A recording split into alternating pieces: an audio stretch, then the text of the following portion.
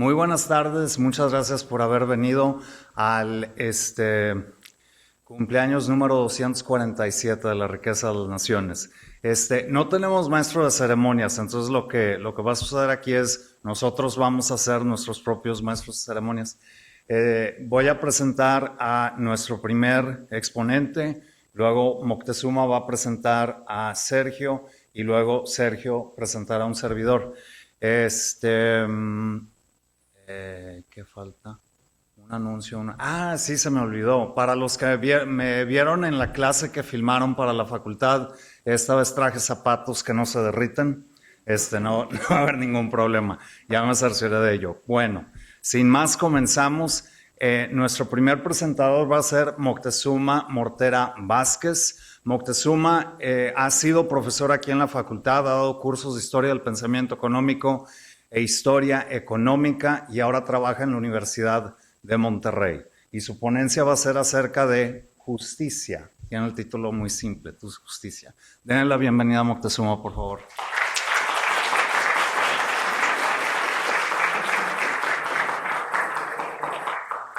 Ok, gracias por venir.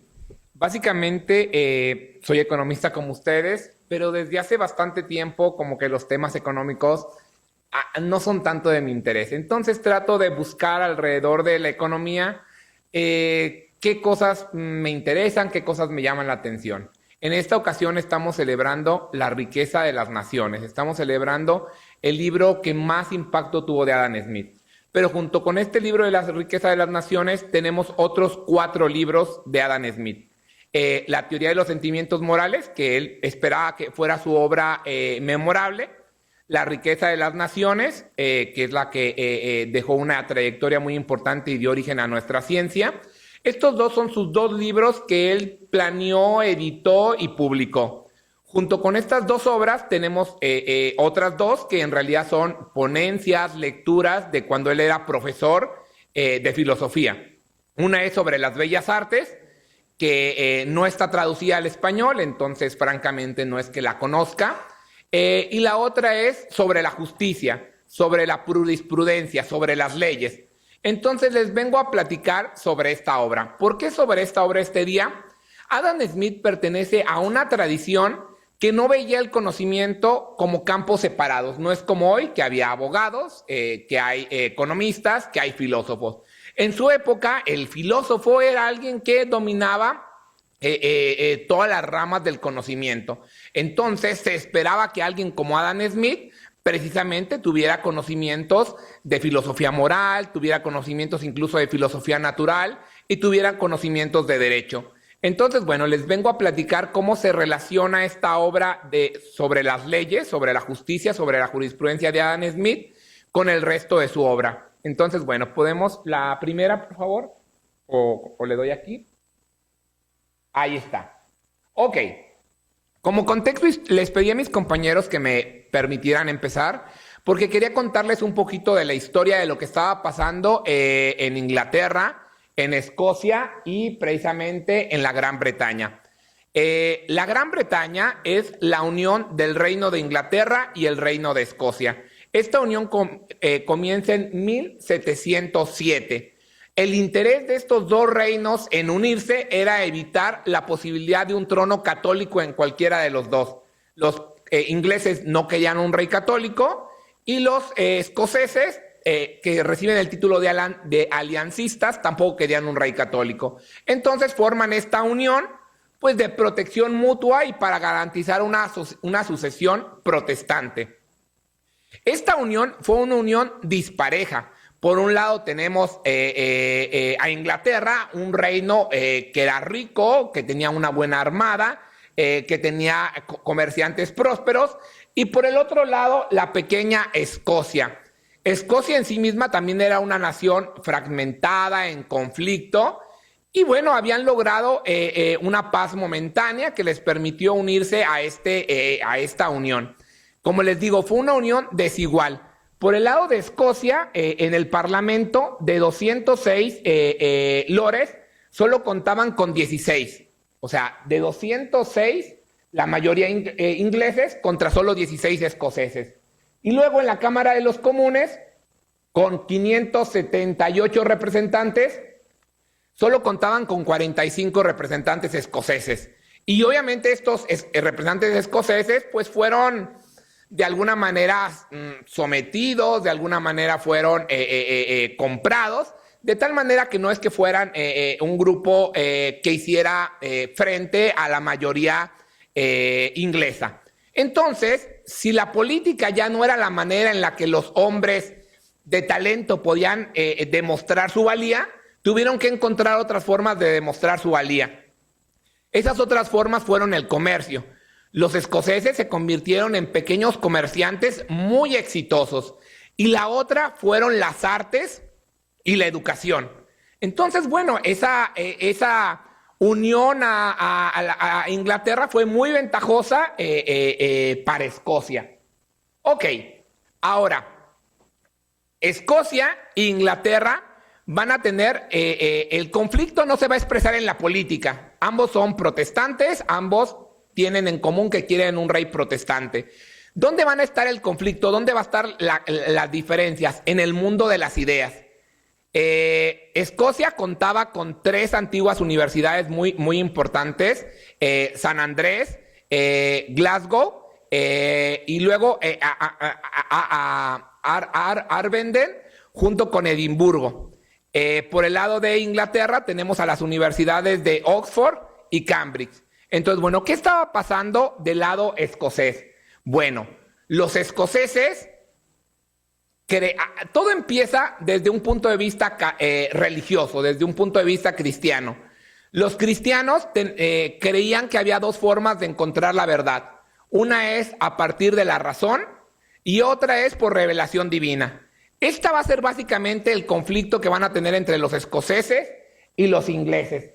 Los escoceses reconocen el papel de la razón, pero aún así dejan lugar para la revelación.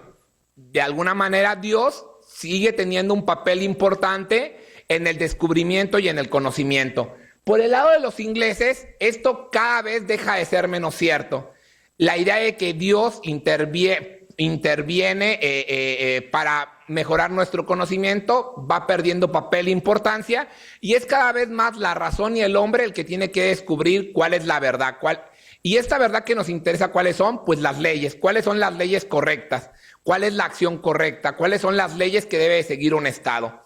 Entonces, bueno, por un lado tenemos a los escoceses que siguen el dictado de la razón, pero en este dictado de la razón hay lugar para las ideas innatas, ideas que Dios nos depositó y a partir de ellas podemos conocer lo que es lo correcto. Por el lado de los ingleses, la razón es un poquito criticada, sobre todo la razón abstracta. Tomen en cuenta que estamos viviendo también la Revolución Francesa y los ingleses van a criticar a los revolucionarios franceses por ser demasiado esquemáticos, por ser demasiado racionales.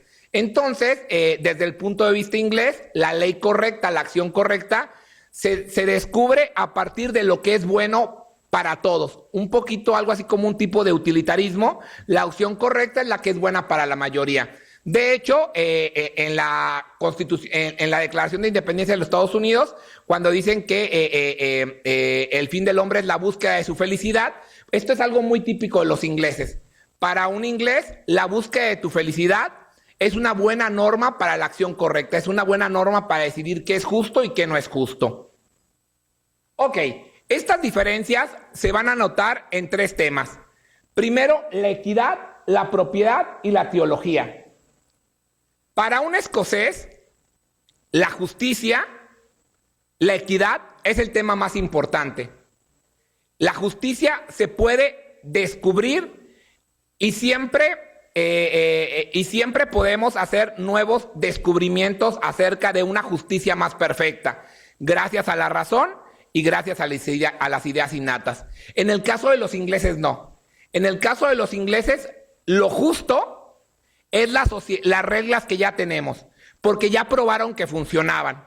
Entonces, para un inglés, decir que algo en la sociedad es injusto es muy difícil, porque esa regla ya probó que funcionaba. Entonces, hacer innovaciones o hacer críticas sobre la justicia de un sistema político en Inglaterra es complicado. Los ingleses van a ser conservadores. No sé si ubican a Borg. Tenía esta idea de que, contrario a los franceses que querían rehacer todo de nuevo, los ingleses no tenían esta ambición de rehacer la justicia, sino que simplemente sus leyes ya habían probado que eran las más prudentes y por lo tanto había que dejarlas ahí. El segundo tema que los diferenciaba era la propiedad. Para un escocés, primero están tus obligaciones sobre el bien común y después están los derechos de propiedad. Para un inglés, para un escocés, Dios nos había dado la tierra en propiedad comunal y la propiedad privada únicamente funcionaba pues como como una forma de organizarnos dadas las situaciones actuales. En el caso de los ingleses es todo lo contrario. Para un inglés, tú no podías ser inglés si no tenías propiedad. Para tener derecho al voto, debes de tener propiedad. Básicamente ser un inglés sin propiedad pues no te hace, eres como un inglés de segunda. Entonces esa es otra diferencia importante. La tercera es la teología. En el pensamiento escocés, lo que es filosofía, teología y derecho y economía, todos son el mismo sistema. Y todo parte a partir del conocimiento de Dios y el conocimiento de las ideas. En el caso de los ingleses es al contrario. Cada ciencia va encontrando su área de estudio. Cada ciencia es posible descubrirla de manera individual a través de la razón. Ahora, el problema de los escoceses es, si hay verdadera justicia, si hay verdaderas leyes, ¿cómo las descubrimos? Esa era la respuesta que tenían que dar. Ese era el reto al que se enfrentaban. Para responder esto, el primero que comienza este debate es Francis Hutchinson. Francis Hutchinson es el padre de la Ilustración escocesa. La Ilustración escocesa es una serie de ideas que comienzan con Hutchinson, continúan con Adam Smith y bueno, es parte de este movimiento intelectual escocés. Ahora, para llegar a Hutchinson hay que decir que las escuelas escocesas eran superiores a las británicas. Entonces, muchos escoceses se acercaron, muchos escoceses viajaron hacia Escocia y llevaron las ideas de John Locke. La idea de John Locke es que las ideas son impresiones sobre el mundo material. Entonces simplemente esto lo lleva a las emociones y es nuestra moral la que a partir de las relaciones con los demás va a tener impresiones de lo correcto y lo incorrecto. Después otro cambio importante es David Hume. David Hume lo que hace es que separa la justicia del resto de las virtudes. Para David Hume la justicia es una virtud artificial, una virtud que nace de la conveniencia. Él se parece más a un inglés. Y por último, Adam Smith. Ahora sí, ¿cuál era la versión de la justicia de Adam Smith? Bueno, Adam Smith era un liberal. Y si ustedes recuerdan lo que es la libertad para los liberales, para un liberal la libertad es, puedes hacer todo lo que quieras siempre y cuando no dañes a terceros. Esto se parece mucho a la idea de justicia de Adam Smith. Para él la justicia es no provocar un daño a terceros. ¿Cómo sabemos que algo es justo o algo es injusto? Cuando nosotros observamos una acción y nos causa dolor ver ese daño, ahí hay alguna acción que es injusta. Entonces esas acciones en las que podemos compartir el sentimiento de daño son las acciones que terminamos diciendo que son injustas. Entonces, en Adam Smith sí hay un lugar para criticar las leyes justas e injustas. En David Hume no hay lugar porque ahí la justicia es simplemente algo artificial, algo a conveniencia. Entonces, bueno, ahí terminamos. Ahora, a continuación, el profesor Sergio. Sergio es profesor aquí de Historia del Pensamiento Económico, también es profesor del TEC y también trabajó en la Secretaría de Hacienda. Entonces, bueno, nos va a contar sobre la mano invisible.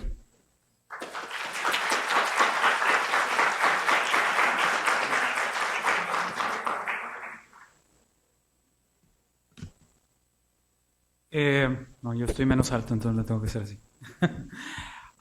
Muy bien, muchas gracias al profesor Lorenzo por invitarme nuevamente a este evento. Es la segunda ocasión que me toca a mí participar y estoy muy contento de hacerlo ya de manera presencial después de que tuvimos 2 años pues 2 años, bueno, 3 años, perdón, de pandemia, de estar virtuales, créanme que a mí realmente me da mucha felicidad pues ver rostros aquí en el auditorio. Y me siento muy contento de volver a mi casa, porque esta es mi casa, la Facultad de Economía, haber vuelto aquí como maestro y volver ahora como orador. Bien, yo les voy a hablar sobre la mano invisible. La mano invisible es una de esas metáforas más abusadas por el público en general. Y mi idea de hablar de la mano invisible en esta charla vino pues de todas las ocasiones en que me he enfrentado yo a personas que usan la metáfora de la mano invisible para desprestigiar a la economía en general y a Adam Smith, al pensamiento de Adam Smith. Y pensé en esta charla como una charla muy sencilla, precisamente para que los alumnos de primeros semestres que nos puedan estar acompañando hoy se puedan vacunar contra las malas interpretaciones que hay de la mano invisible, que son súper mega populares. En la página de Tu Economista Personal, por ejemplo, que es una página que yo administro, ocasionalmente critico algún punto de vista económico de algún economista en particular, y siempre aparece una persona que me dice, pero es que tú crees en la mano invisible, en una mano fantasmagórica que equilibra los mercados, tú crees ahí en algo, en una entidad divina, mágica, que opera tras el telón para asignar recursos de manera eficiente. ¿Qué me vienes a decir tú de economía o de tal o cual pensador? Y si ustedes han escuchado, por ejemplo, a intelectuales populares ahorita en TikTok como Diego Rusarín o similares, ¿no? Dicen cosas como que la economía es astrología para los heterosexuales cisgénero y cosas como ese tipo, ¿no? Es astrología, es magia, porque creen en una mano invisible. Bueno, vamos a tratar de destruir, no lo vamos a lograr, pero vamos a tratar de destruir de una vez por todas esas malas interpretaciones que hay sobre la mano invisible. Entonces, muy bien. Primero vamos a mencionar dónde aparece la frase de la mano invisible. Aparece únicamente en 3 obras y en 3 ocasiones dentro de cada una de esas 3 obras. Es decir, solo le hace mención a Adam Smith en 3 ocasiones. Una es en un libro o en un tratado de astronomía que se publica de manera póstuma. Ahí pueden ver la fecha, que es 1795. Smith ya había muerto cuando se publica esa obra. Luego aparece también en la teoría de los sentimientos morales en una sola ocasión y en la riqueza de las naciones también en una sola ocasión. En el tratado de astronomía no aparece tanto como una metáfora. En el tratado de astronomía lo que Smith está diciendo es que las comunidades salvajes en las que todavía no hay como un desarrollo científico o algo que se le acerque a un desarrollo científico, los seres humanos le suelen atribuir fenómenos naturales irregulares a la mano invisible de Júpiter, ¿sí? Entonces, en el Tratado de Astronomía no es tanto una metáfora como simplemente la mano invisible de una entidad ficticia a la cual los seres humanos le atribuyen eventos irregulares o fenómenos irregulares como terremotos o algún otro fenómeno similar. Luego aparece también en la teoría de los sentimientos morales, que si quieren después hablo un poco más sobre cómo es la mención que se hace ahí, y otra en el libro que estamos conmemorando y celebrando hoy, que es la riqueza de las naciones. Ahora, algo que me gustaría a mí reflexionar aquí con ustedes es cuándo se volvió una metáfora tan popular. Y esto que están viendo aquí es un ejercicio muy ocioso, o sea, no es nada tan riguroso. Lo que hice aquí fue una búsqueda en el motor de búsqueda de Ngram de Google Books. Lo que ustedes pueden hacer ahí al meterse a ese buscador es poner alguna frase en particular, poner una serie de años que quieran graficar, y lo que va a hacer la herramienta es que les va a mostrar la frecuencia con la que aparece esa frase en bibliografía en general. En todos los libros que tiene escaneados Google desde hace muchísimo tiempo. Y ustedes pueden ver que ahí, bueno, no se alcanza creo que a distinguir muy bien la gráfica.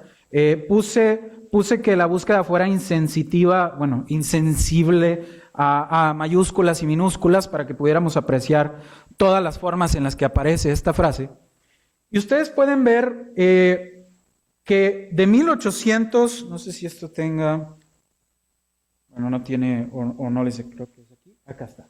Ustedes pueden ver que de 1800 hasta 1940 realmente no era una metáfora que se usaba con tanta frecuencia, o que en la obra de Smith apareciera, o que a quienes le hacían referencia a la obra de Smith apareciera con tanta frecuencia. Era una metáfora relativamente popular en su tiempo. De hecho, yo creo que a Adam Smith, si viviera ahorita y estuviera sentado aquí, se le haría muy raro que estuviéramos comentando algo sobre la mano invisible, porque no era ni siquiera el punto medular de su obra. Y es curioso que si nosotros leemos a autores contemporáneos a Smith, seguidores de Smith, no vamos a ver casi ninguna referencia a la mano invisible.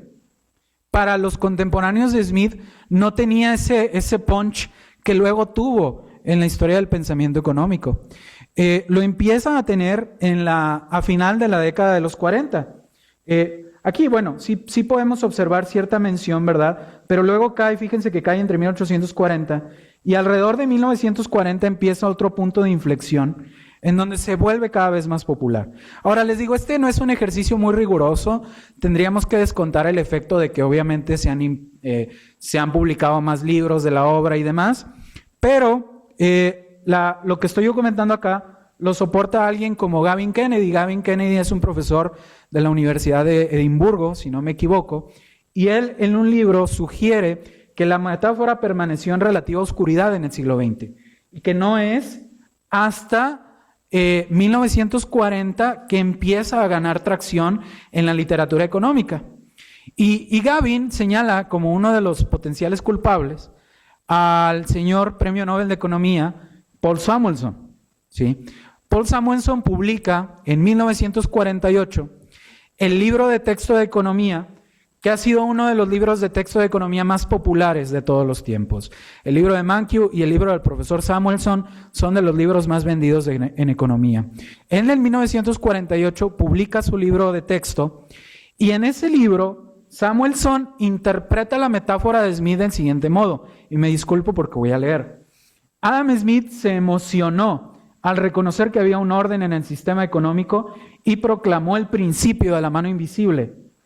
Todo individuo, fíjense bien la interpretación que hace Samuelson, todo individuo al buscar egoístamente solo su propio bien personal, se ve llevado como por una mano invisible a lograr lo mejor para todos. Indudablemente esta idea es valiosa, pero tiene algunas limitaciones realistas. Las virtudes que se le atribuían a la libre empresa solo se dan plenamente cuando están presentes los controles que impone la competencia perfecta. Es decir, Samuelson está diciendo lo siguiente: Adam Smith se emocionó mucho con el orden espontáneo que había en los mercados y acuñó esta frase de la mano invisible para alabar a este sistema milagroso de mercado que Smith no se dio cuenta, solo se mantiene bajo condiciones de competencia perfecta. Si ustedes tienen discusiones con economistas que quizá no han leído mucho sobre la mano invisible, van a ver que esta interpretación es sumamente popular, ¿sí?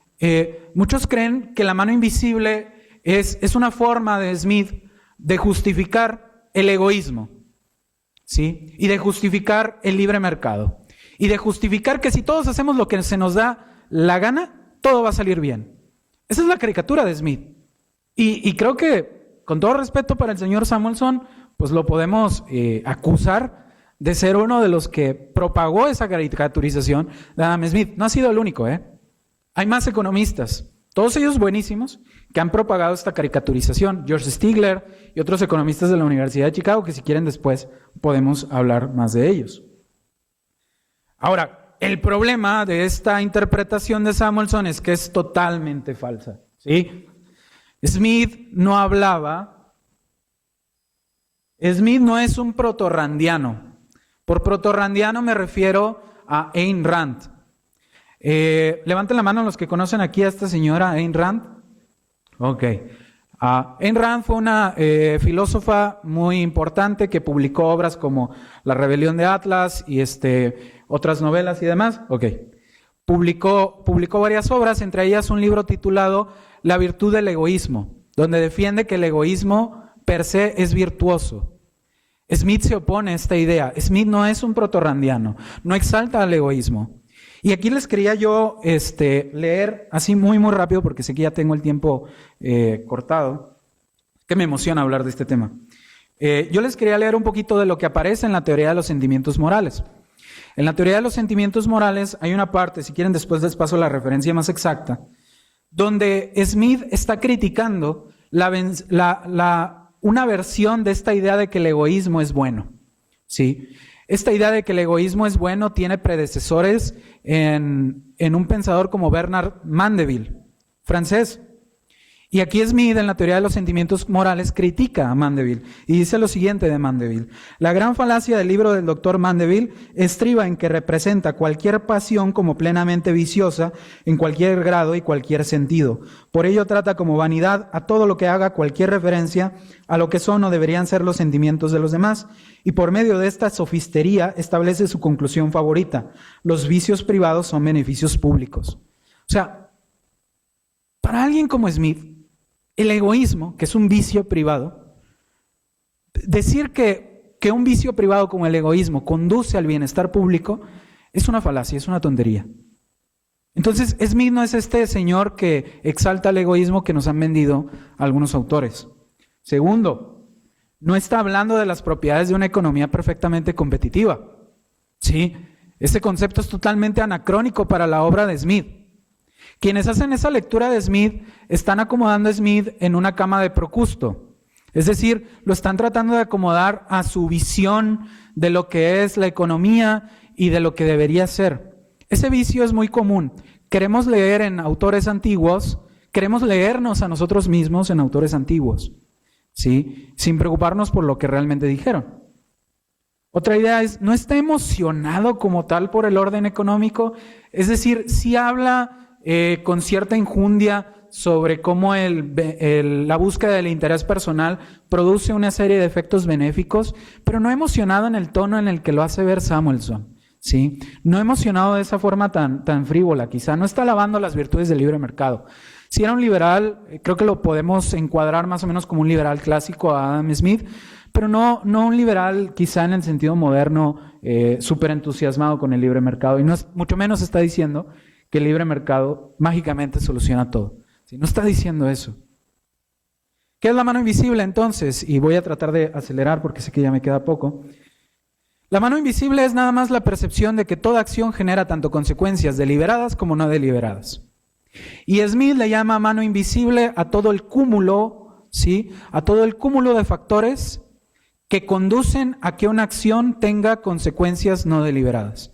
Es una metáfora que Smith usa para referirse a todos esos factores que no son visibles para el actor cuando inicialmente ejecuta una acción y que produce consecuencias que no deliberó, que no entraron inicialmente en su intención.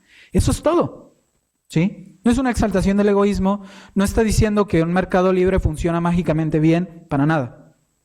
Para Smith, la mano invisible puede producir tanto resultados benévolos como resultados perjudiciales. Por eso Smith también en la obra de La riqueza de las naciones aboga por ciertas regulaciones o por ciertas legislaciones a favor de limitar la búsqueda del interés propio que pueda tener malos efectos en la sociedad.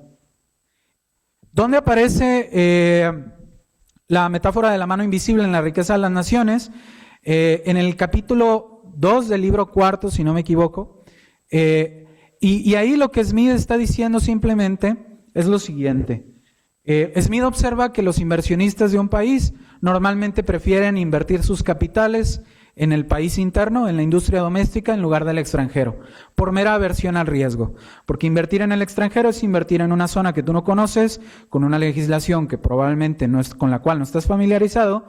Entonces, por esa aversión al riesgo, tú como inversionista decides invertir en tu país, pero al invertir en tu país, aunque no fuera tu intención, pues movilizas insumos para, de alguna manera, estimular a la economía interna, ¿sí? Entonces, no tiene nada que ver, si ustedes leen la frase, con que el egoísmo es bueno, con que si la gente hace lo que quiere, todo sale bien, para nada, ¿sí? Bueno, y ya cerrando así muy rápidamente, la metáfora no constituye el mensaje central de la obra de Smith. En La riqueza de las naciones tiene como propósito exclusivo criticar a los mercantilistas por desviar insumos de sus fines más productivos. Ese es el propósito. Y Smith entiende lo que les decía hace rato, que el interés propio conduce tanto a consecuencias benévolas como consecuencias malas, y consecuencias benévolas solo bajo la operación de instituciones adecuadas. Muy bien, con esto termino mi presentación. Paso a presentar al profesor Lorenzo. El profesor Lorenzo no debería necesitar presentación para ustedes porque todos lo queremos mucho. Él ha organizado este evento con mucho cariño desde hace años. Un gran economista, gran profesor. Por favor, démosle un gran fuerte aplauso.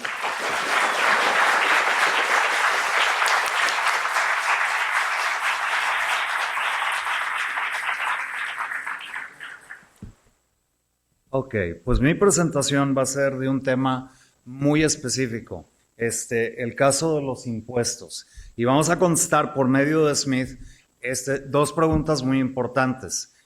Smith habla del sistema tributario ideal.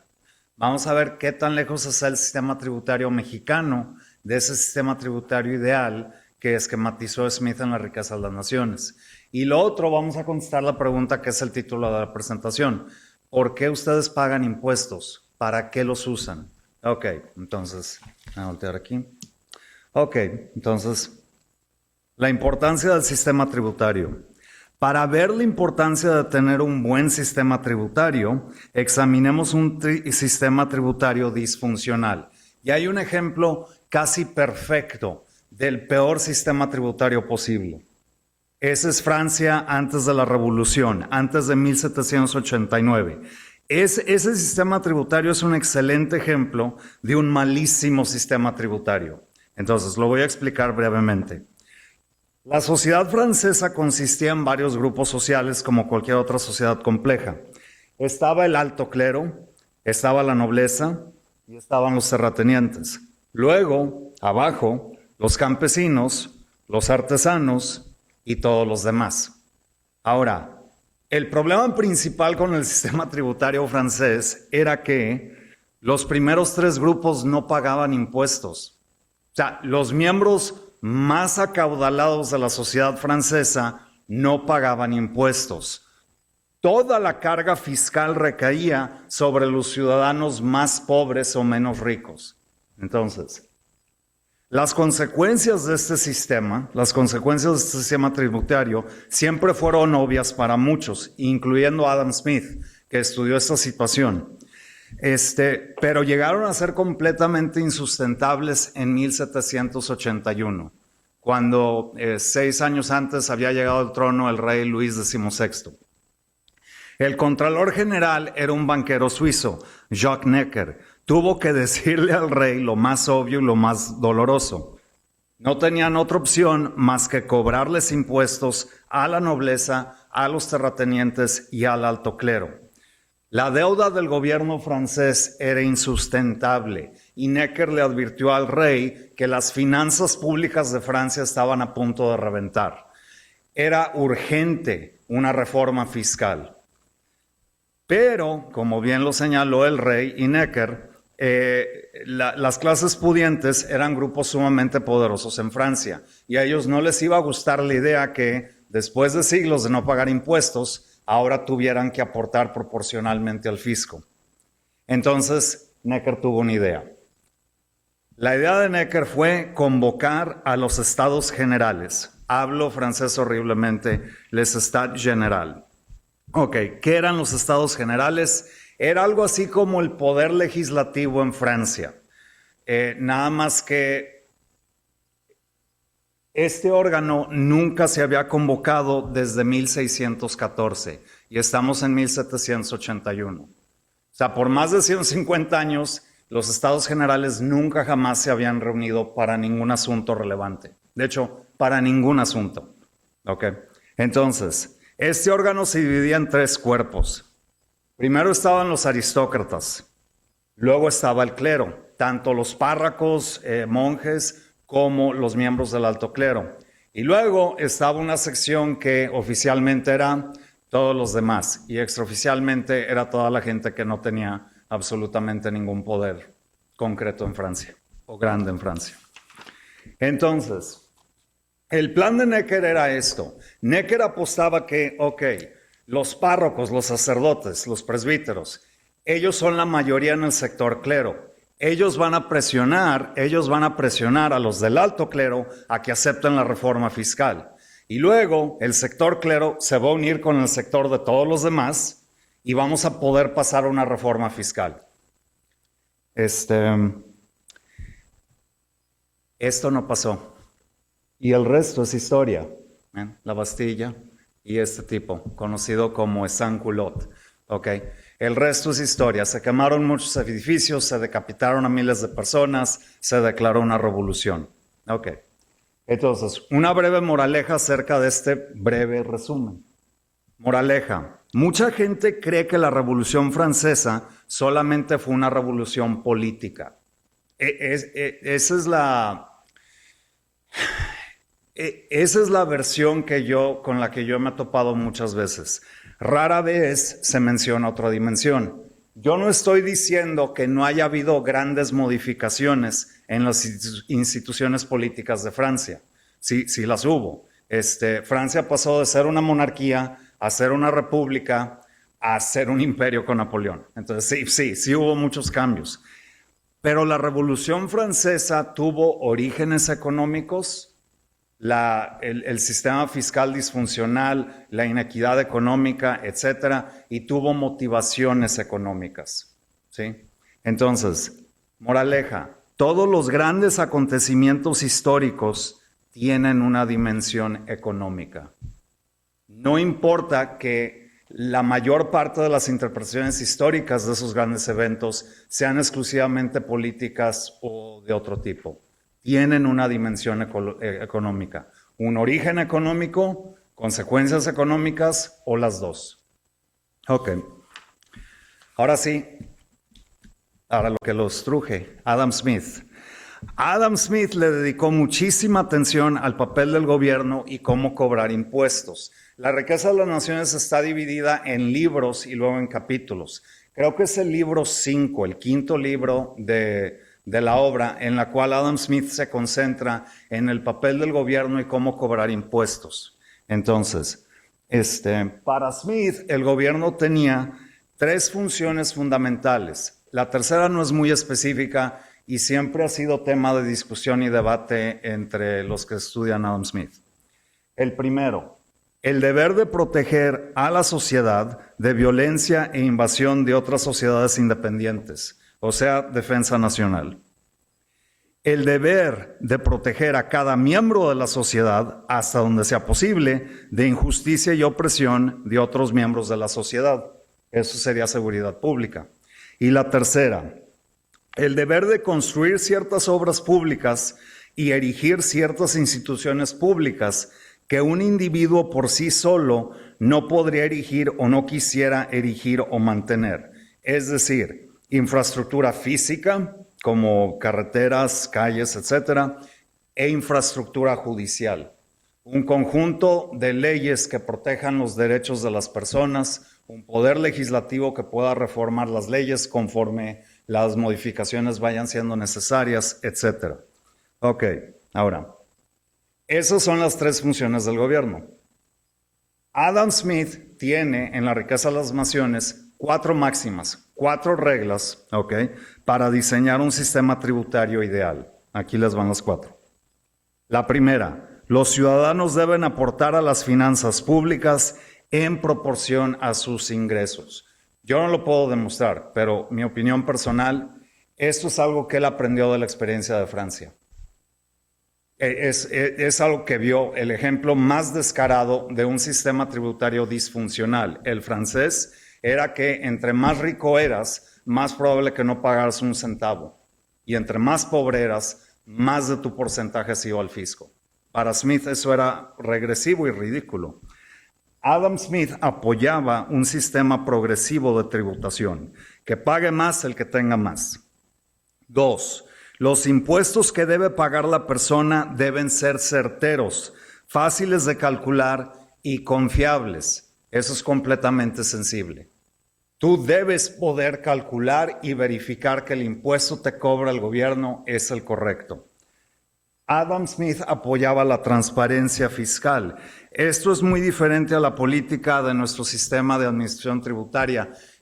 No es muy complicada esta política, se resume en 4 palabras. Adivina cuánto me debes. Eso es todo. Hasta ahí llegamos con eso. Adivina cuánto me debes. Calcúlalo tú. Si pagas más, no te preocupes, te agradecemos. Si pagas menos, me pagas lo que te falta y luego te multo y te quito más dinero. Ok, entonces, 3. Todos los impuestos deben ser recaudados de tal manera que sea lo más conveniente para el contribuyente. Es decir, entre más fácil sea pagar el impuesto, menos evasión fiscal y pagos mucho más puntuales, menos morosidad. Y finalmente, los impuestos deben diseñarse tal que le quiten a los ciudadanos lo menos posible para que el gobierno pueda cumplir con sus 3 funciones. Adam Smith quería que la gente trabajara para ellos mismos y para sus seres queridos. No quería que trabajaran para el gobierno, siempre pagando impuestos excesivamente. Ok, ahora, creo que estas 4 reglas son fáciles de comprender. No creo que haya un gran misterio acerca de las 4. Okay. No tuvimos que tomar una primera derivada, no hay álgebra matricial, no hay ecuaciones diferenciales, ¿verdad? Entonces eso es muy fácil. La pregunta es esto: ¿qué tan cerca está el sistema tributario mexicano a este sistema tributario ideal? Ahora vamos a repasar brevemente el sistema de impuestos que tenemos en este país. En México, para empezar, nuestra clase política nacional es carísima y algunos de sus miembros, no me lo van a creer, no aportan proporcionalmente al fisco. De hecho, se ponen muy nerviosos cuando alguien les pregunta cuánto aportan al fisco. No les gusta, por ejemplo, mostrar su declaración de impuestos ni siquiera a la autoridad electoral. Esta situación es muy similar a la de Francia antes de la Revolución. Francia prerevolucionaria, ¿se acuerdan? La Francia justo antes de que quemaran edificios y cortaran cabezas. Ahí estamos. Ahí es donde estamos. Y hemos llegado a esa situación, o muy similar. Nosotros pagamos a los 3 niveles de gobierno a cambio de los siguientes servicios: infraestructura pésima, calles con baches, sin acotamiento, alumbrado público pésimo. También pagan impuestos para el siguiente servicio: espionaje. La Secretaría de Defensa Nacional puede, gracias a tus impuestos y sin tu permiso, escuchar o leer tu comunicación privada, gracias al equipo que ellos compran con los impuestos que ustedes pagan. Y luego, la novedad de que todos trabajamos para el gobierno. Esto lo vimos hoy en lección e introducción a la microeconomía. Los taxistas, ¿para quiénes trabajan? Para la Agencia Estatal de Transporte. Todo lo que pagan de impuestos, derechos, verificaciones del taxímetro, etcétera, termina en la Agencia Estatal de Transporte, para que ellos puedan comprar equipo, pistolas, macanas, lo que necesiten, patrullas, para cerciorarse que los taxistas sigan pagando impuestos, derechos, verificaciones de taxímetro, etcétera. Ahora, nadie se ríe, qué bueno, porque ustedes, yo, todos estamos en la misma situación, ¿ok? Entonces, gracias a tus impuestos, la clase política nacional puede cruzar información de tus cuentas bancarias y espiarte de otras maneras para cerciorarse que pagues lo más posible para que ellos sigan viviendo bien. ¿Ok? All right. Mientras tanto, los bomberos de Nuevo León tienen que vender boletos afuera del H-E-B para poder rescatarnos de un incendio. Ellos no tienen suficientes recursos. ¿Ok? Nunca ven al Congreso de la Unión rifando, ¿verdad? Haciendo rifas. No, ellos no tienen esa necesidad. ¿Qué tan cerca está el sistema tributario mexicano a este sistema tributario ideal de Smith? Bien cerca. La distancia entre Júpiter y la Tierra.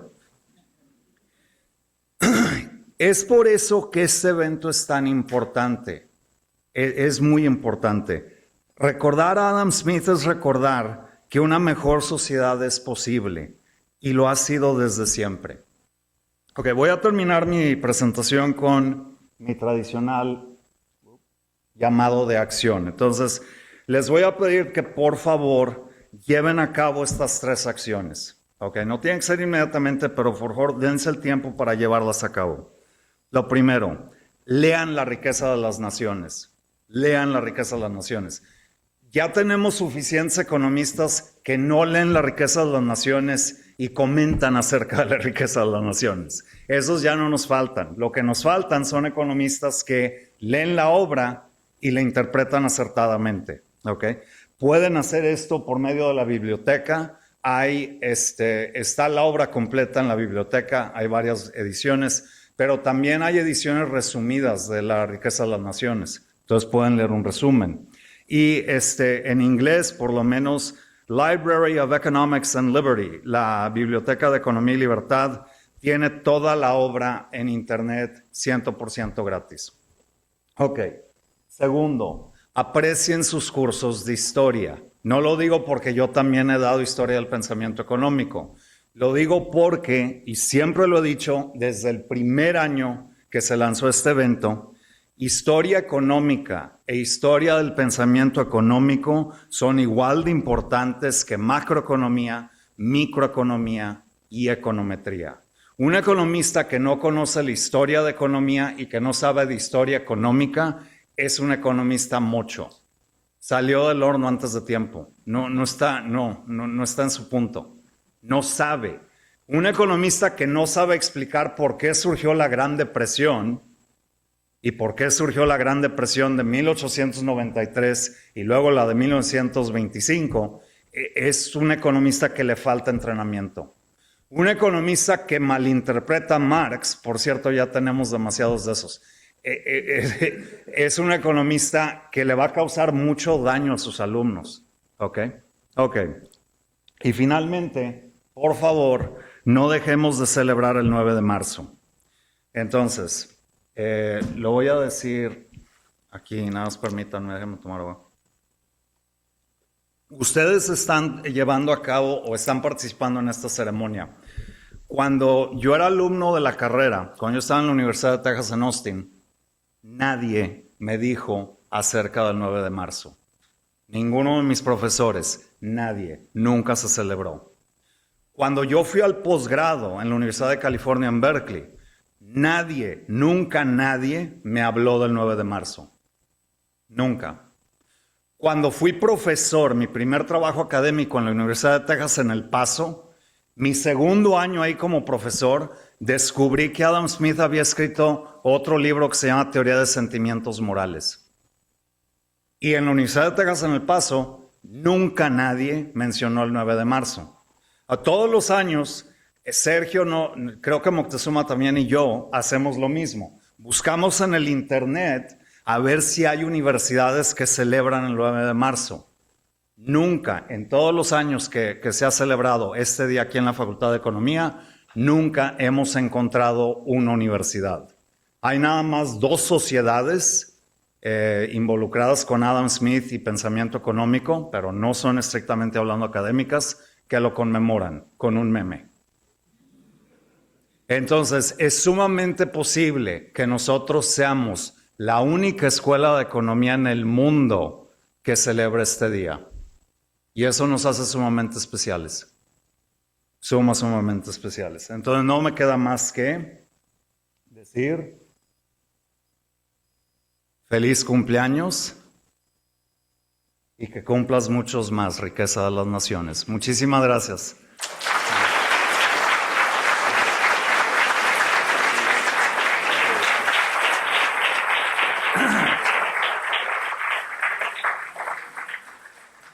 Ahora a continuación lo que sigue, todos le vamos a cantar las mañanitas a la riqueza de las naciones. El título del libro obviamente es muy largo, entonces cuando cantemos despierta, vamos a decir despierta, riqueza despierta. ¿Ok? Entonces Luis nos va a hacer el favor de musicalizar esto y todos vamos a cantar. ¿Ok? Todos. Ok, entonces sí, si se ponen de pie, por favor, Sergio. Ok, cuando... Ah, sí. ¿Se escucha? ¿Se escucha, César? ¿Sí? Ok.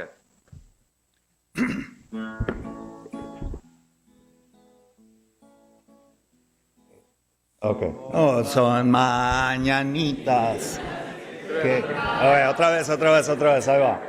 Estas son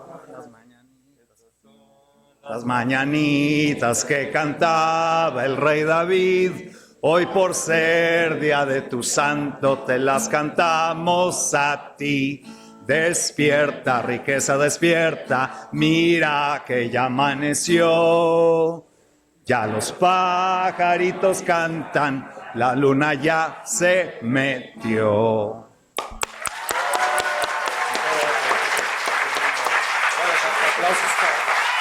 Aplausos para Luis.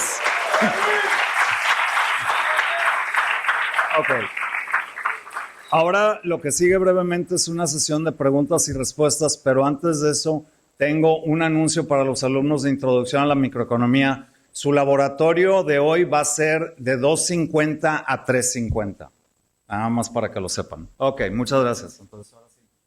Si alguien tiene una pregunta para Sergio Moctezuma o para un servidor, con mucho gusto la contestamos.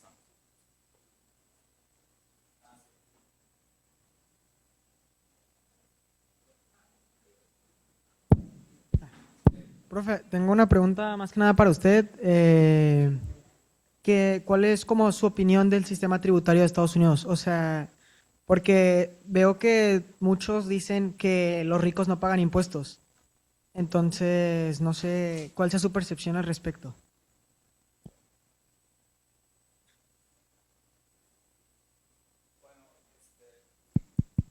No soy experto de finanzas públicas estadounidenses y todavía hay un debate acerca de si los millonarios o multimillonarios realmente pagan su aportación justa de impuestos o no.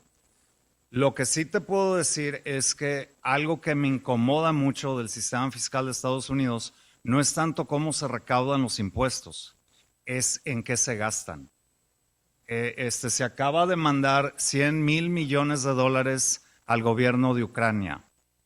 Por si no lo saben, el gobierno de Ucrania es el gobierno más corrupto de Europa y tiene una bola de neonazis por todos lados. Entonces, el gobierno de Estados Unidos siempre tiene dinero cuando se trata de guerra y nunca tiene dinero para educación pública, nunca tiene dinero, ni siquiera tiene dinero para atender a los veteranos de guerra cuando necesitan atención médica. Esa sería mi opinión. No sé si Sergio Moctezuma, no sé si quieres opinar. ¿No? Ok. ¿Alguien más? Manuel, sí.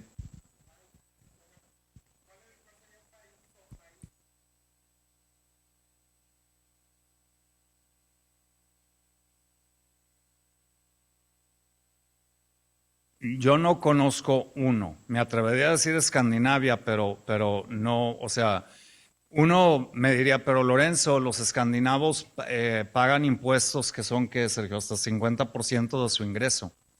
Pero la diferencia es que la gente de Suecia, Noruega y Finlandia ven sus impuestos trabajando. Esa sería la diferencia. Y ahora, el otro gobierno que se me hace muy interesante es el de Liechtenstein. Es uno de los gobiernos más libertarios que hay. Entonces, no sé, Sergio, si sepas acerca del sistema tributario. Bueno, nada más comentando adicionalmente a lo que dice el profesor Blanco.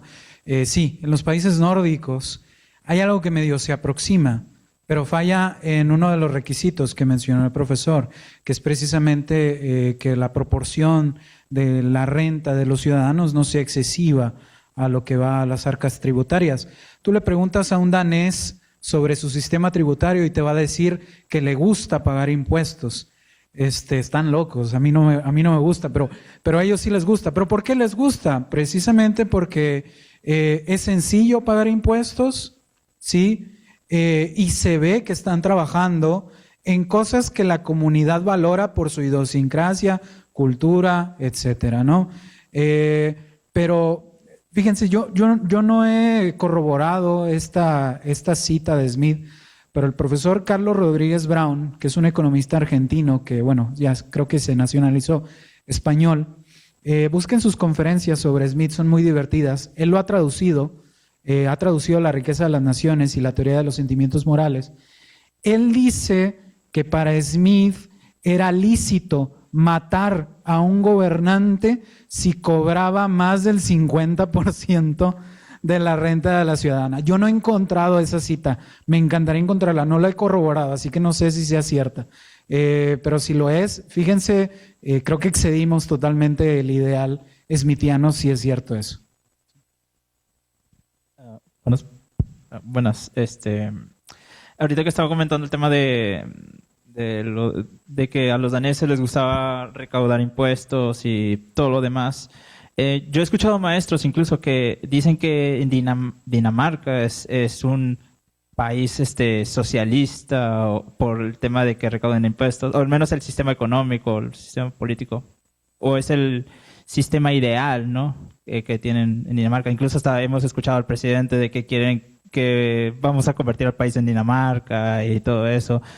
Mi pregunta es más bien, ¿qué tan cierto y qué tan no cierto es esto de que tengan como un sistema económico socialista o idealmente socialista que tienen? No es socialista. Es bien fácil. Es una monarquía. No es socialista. Que el gobierno esté involucrado en salud pública más que el gobierno estadounidense o más que el gobierno mexicano, no implica automáticamente que sea un gobierno socialista. Es un sistema multipartidista. Me imagino que a veces el Partido Socialista gana algunas elecciones y luego las pierde. No es un sistema socialista. Sí, no es una economía socialista, es una economía con un fuerte estado de bienestar, que de hecho sale bien puntuada en indicadores de libertad económica, que serían indicadores en los que saldría mal, yo creo, si fuera una economía socialista, desde la forma en la que esos indicadores se realizan, porque son indicadores que observan cuestiones como qué tan fuertes son los derechos de propiedad privada y otros indicadores que salen muy bien esas economías. A ver, sobre el socialismo, ¿qué es el socialismo? ¿Cómo lo definimos? Porque sobre el socialismo se dice mucha tontería. Y ayer estaba viendo en Twitter una página de socialismo, no sé qué, que decía, socialismo es cuando compartes cosas. No, o sea, socialismo no es eso. La definición más formal que uno encuentra es, socialismo es propiedad colectiva de los medios de producción, donde la producción está pues planificada centralmente por algún comité delegado, ya sea democráticamente o voluntariamente por la comunidad, pero en donde la raíz de una economía socialista es una propiedad colectiva sobre los medios de producción. Medios de producción son bienes de capital, bienes con los que se producen bienes. La economía danesa no cumple con eso. De hecho, pues pocas economías realmente han cumplido con ese tan ideal que se menciona, ¿verdad? Y podríamos tener una discusión sobre las economías actuales que se le acercan o se le alejan, pero no es correcto llamarla economía socialista. Y hay un libro muy bueno, si quieren después les paso la referencia, sobre ese tema en particular. No recuerdo el autor, pero con mucho gusto luego les paso la referencia. A mí una vez llegaron a llamarme socialista, me acuerdo. Eso. Sí, me acuerdo. Alguien dijo que yo daba microeconomía de una manera revolucionaria. No, son curvas de indiferencia, son isocuantos, ¿no? No hay nada normal. Moctezuma, ven para acá, ellos se pueden... ok. Ok, denle. Bueno, yo tenía una duda sobre lo que dijo el profesor, la verdad olvidé su nombre, perdón. Sergio. Usted comentaba que pues aquí ocupamos un libro que es Samuelson, que hace como una interpretación, no sé si incorrecta directamente, pero pues no acertada sobre la mano invisible. ¿Usted qué recomendaría sobre esa literatura? Y si debería haber algún cambio. Sí, claro que debe haber algún cambio y por eso son bien importantes los cursos de historia del pensamiento económico y eventos como este que celebramos aquí. Hay mucha buena literatura secundaria sobre Smith, uno de los mejores economistas que habla sobre Smith se llama Jerry Evensky. Es un profesor, de hecho, el pobre tiene problemas de Alzheimer, creo, actualmente, pero él ha escrito 2 libros muy buenos. Uno es una guía sobre la riqueza de las naciones, que te va llevando capítulo por capítulo para que lo entiendas mejor. Y él ahí precisamente habla, hay un capítulo en el que compara, al Smith de Chicago contra el Smith de Kirkcaldy, o sea, el verdadero Smith, ¿verdad?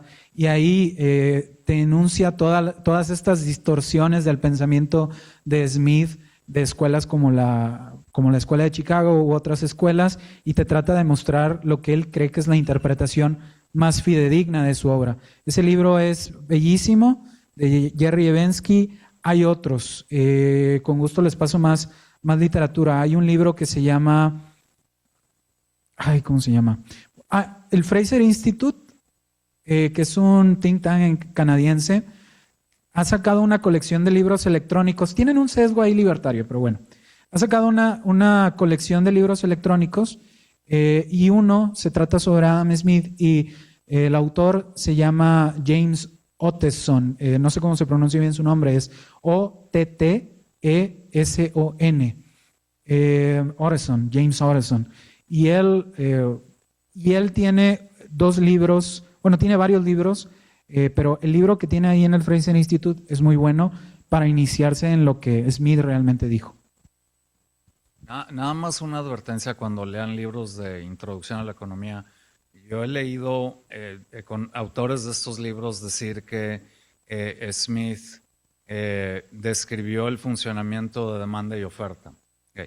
Smith falleció en 1790. Ese mecanismo se publicó en 1890, 100 años después de su muerte. Lo que dijo mi colega Sergio acerca de que Smith era un fanático de competencia perfecta. Smith murió en 1790, competencia perfecta. El modelo fue publicado por primera vez en la historia en 1836, 46 años después de su muerte. Entonces, el error de Samuelson no es particularmente especial. Muchos se han equivocado con Smith, pero viendo el lado amable, Samuelson se equivoca muchas veces en ese libro, no nada más acerca de Smith. Sí, un par de veces más se equivoca. Okay. Bueno, mi pregunta es, ¿ustedes qué opinan sobre la defensa que se hace a los ricos de no pagar impuestos con el argumento de que crean empleo, crean capital, que crean infraestructura, porque mucha gente los defiende, de que no deberían pagar impuestos porque ellos crean la base de que va cayendo a la más gente para que vaya trabajando la economía? Ningún economista serio que yo conozca defiende eso. Esa es la idea muy popular del trickle-down economics, o la economía del goteo, como luego se traduce. Ningún economista serio ha dicho que la riqueza de los ricos se derrama luego a los pobres. Esa es una idea de un comediante, me parece, que trataba de caricaturizar algunas ideas de algunos economistas que pugnaban a favor de reducciones de impuestos, diciendo que pensaban eso, pero realmente ningún economista serio que yo conozca, hay locos, ¿verdad? Pero un economista serio que yo conozca no defiende eso. En todo caso, lo que defiende es que los impuestos deben, si vamos a tener, porque también podríamos pensar en una sociedad sin impuestos, pero si vamos a tener impuestos, debemos pensar en que sean lo más eficientes posible, es decir, que no provoquen pérdidas de eficiencia, ¿verdad? Que no haya doble tributación, o sea, que tributes doblemente a una misma base, como hay algunos impuestos que hacen eso, y que sean sencillos y demás, y todo lo que mencionó el profesor Lorenzo. Pero yo no conozco un economista serio que defienda eso. Eso más bien lo defienden, o más bien es algo que vas a escuchar en gente que es crítica de lo que supuestamente defendemos, pero no es el caso. Bueno, no sé qué digo. Sí, bueno, a una persona que me diría eso, es que los ricos crean empleos. Okay. Hay una obsesión, no sé por qué, entre mucha gente fuera de economía de crear empleos. que tener un trabajo es algo bueno. En primer lugar, yo no sé si hayan visto gente que tiene trabajo, pero no están contentos. Entonces, yo no sé, sí, o sea, yo no sé por qué la obsesión. Pregúntenle a cualquiera de mis colegas aquí en el edificio. O sea, estás contento. A mí me encanta levantarme lunes a viernes y trabajar. No, nadie. En segundo lugar, si a esas vamos, todos nosotros creamos empleos. Cuando compramos algo, cuando ahorramos en el banco y ese banco se va a prestar, todos lo hacemos.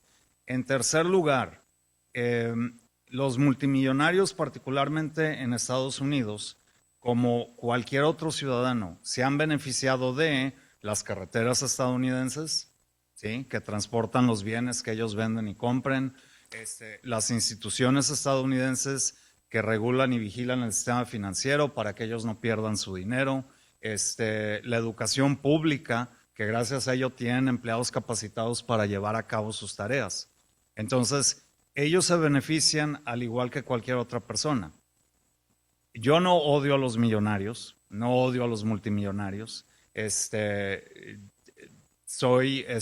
Bueno, no soy fan, pero he mantenido a Jeff Bezos de Amazon por 10 años, creo yo. Gracias a mí y todas las babosadas que le he comprado.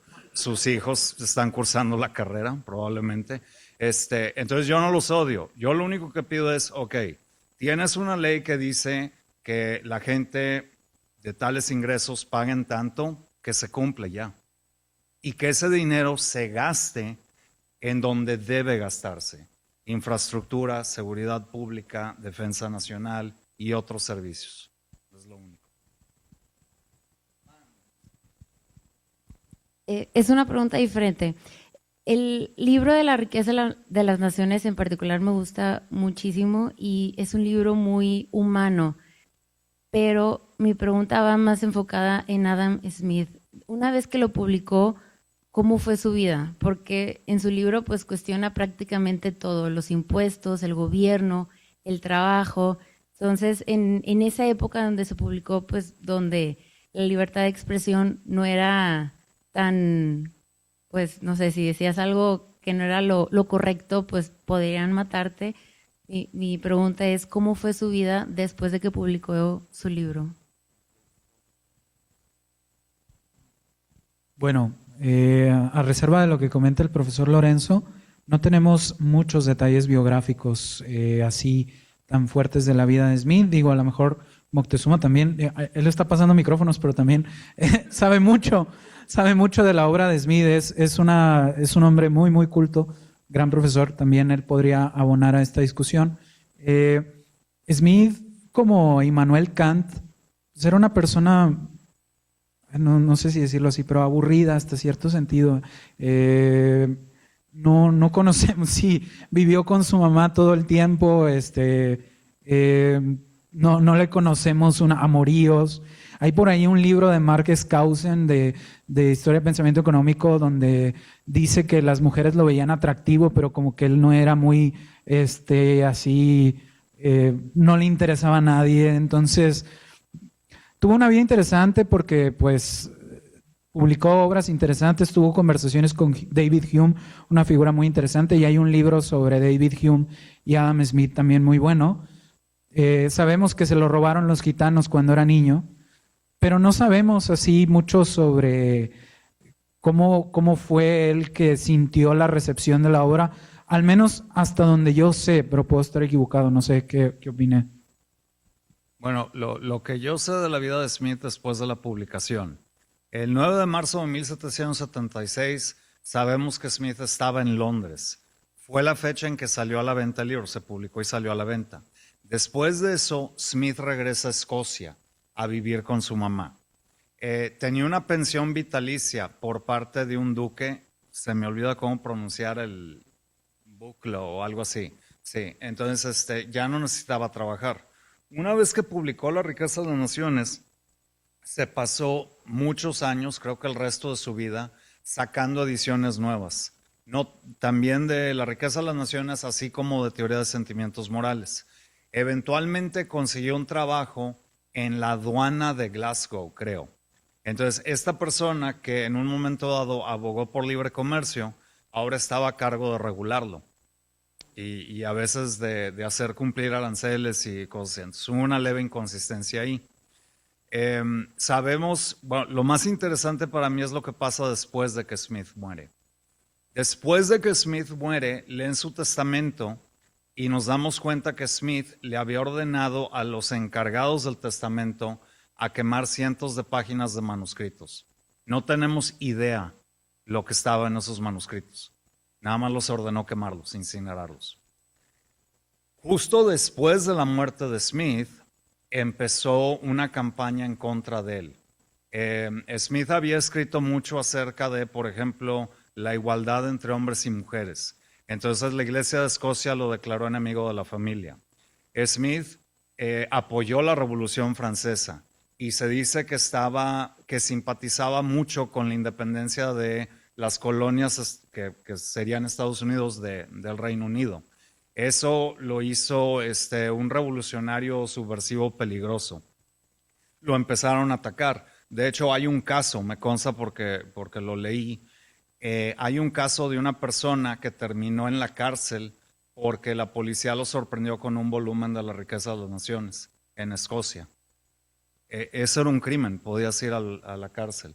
Entonces, lo que empezaron a hacer los biógrafos de Smith es quitarle los colmillos. Esa es una persona que decía, lo publicó en uno de sus libros, el contrabandista es un héroe del libre intercambio. Y decir eso en Escocia en el siglo XVIII, cuando al mismo tiempo estuvo ocurriendo una revolución en Francia, era sumamente peligroso. También habló de los empresarios, y no bien. Entonces, no habló bien de los empresarios. Entonces, básicamente, la mayoría de la gente que tenía poder en Escocia y en Inglaterra no simpatizaba mucho con Smith. Eso es lo que te puedo decir de lo que pasó después de su vida y después de su muerte. Gracias. Otra cosa que para mí vale la pena agregar es que Inglaterra fue la primera democracia burguesa. Entonces, para este momento ya existía el debido proceso, ya existía unos límites al poder desde el año 1000 por lo menos. Entonces, yo no me imagino Inglaterra un lugar donde te iban a perseguir por tus ideas. Tenemos a Rousseau, tenemos a Marx, que fueron periodistas y escaparon precisamente a Inglaterra porque los persiguieron por toda Europa. O sea, en Europa sí te podían matar por tus ideas, pero en Inglaterra las leyes eran un poquito... No, había literal libertad de expresión. Claro, siempre y cuando fueras propietario, siempre y cuando fueras hombre heterosexual, siempre y cuando fueras parte de la sociedad, digo, siempre y cuando cumplieras con lo establecido en la época, podías gozar de ciertas libertades en Inglaterra. Gracias. ¿Alguien más tiene una pregunta? Ok, muy bien. Pues muchísimas gracias por haber venido y muchísimas gracias por su participación. Gracias.